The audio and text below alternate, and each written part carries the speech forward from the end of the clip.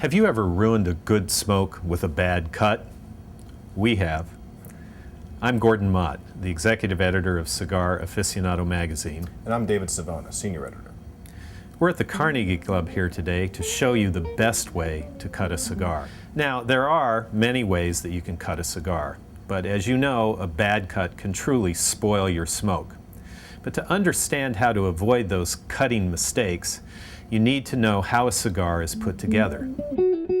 A handmade cigar is held together at the top by a cap, which is placed there with a odorless, flavorless, vegetable-based adhesive. Beneath that cap is what we call the shoulder of the cigar. When you're cutting a cigar, you want to aim above the shoulder. If you get lower than that, you run the risk of the wrapper coming off because there's nothing holding the cigar together anymore. It'll unravel and you'll end up with a mouthful of tobacco, and it's really going to ruin your smoking experience.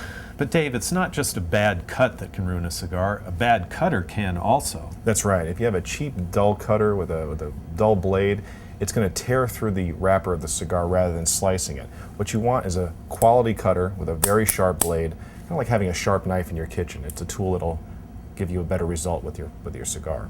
But Gordon, what's your favorite way of cutting a cigar? Well, I have one right here. It's a double blade guillotine cutter that has two blades that you open up like that to create the opening for the cigar.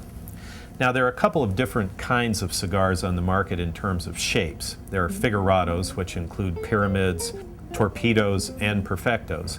The pyramids and torpedoes have sharp pointed ends. The perfectos have both ends closed off and sort of rounded.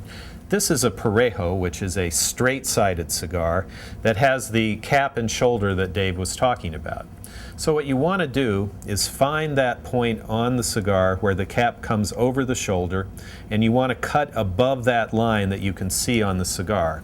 So you place the cigar just right in the opening above where the cap is attached, and then you cut it with a sharp motion that produces a wide open cut across the entire head of the cigar.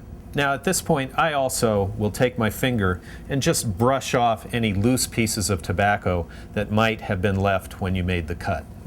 That's a good tip. I actually like to tap my cigar in the ashtray to get rid of some of that excess tobacco after I cut. Now I'm going to cut a figurado here. This one's a pyramid or a torpedo. As you can see, it has a pointed tip. And with a figurado like this, what you want to do is aim down about 1/4 of an inch from the tip of the cigar. Again, I'm using a double-bladed guillotine cutter. You can't use a wedge cutter or a bullet cutter on this type of a cigar.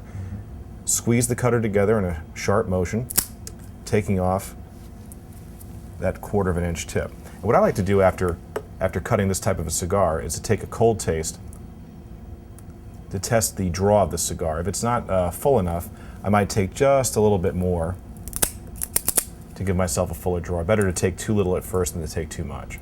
Yeah, Dave, I actually like to take a fuller cut on a pyramid like that because I like that fuller draw that you get with a deeper cut. What do you do with a perfecto? With a perfecto, it's the same idea from the top, but it changes a little bit on the bottom. Now, perfectos are shaped on both sides. This is a short story. You can see it has a rounded tip and a pointed nub at the bottom. And of course, you're going to open up the top just by taking off a little bit. Now, some people think you should take off about 1/4 of an inch on the foot, which gives you a fuller draw because it's so narrow here. Me, I prefer to light it just as it is and to work with that narrow draw until it opens up to the fatter point of the cigar and the draw gets fuller. Yeah, I actually like to cut off the foot also because I like to get that cigar going full steam right away.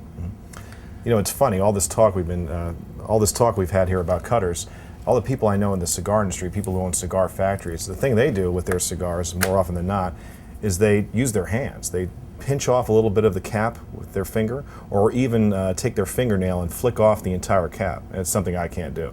No, I can't do that either. And in fact, you run the risk, if you try that, of leaving the wrapper leaf exposed, which means it will begin to unravel and your cigar can become unsmokable. I think the important thing to remember for every cigar smoker is that cutting is part of the ritual of enjoying a great smoke. So you need to find a way that you're comfortable with so that every time you cut a cigar, you end up with a smoke that you enjoy.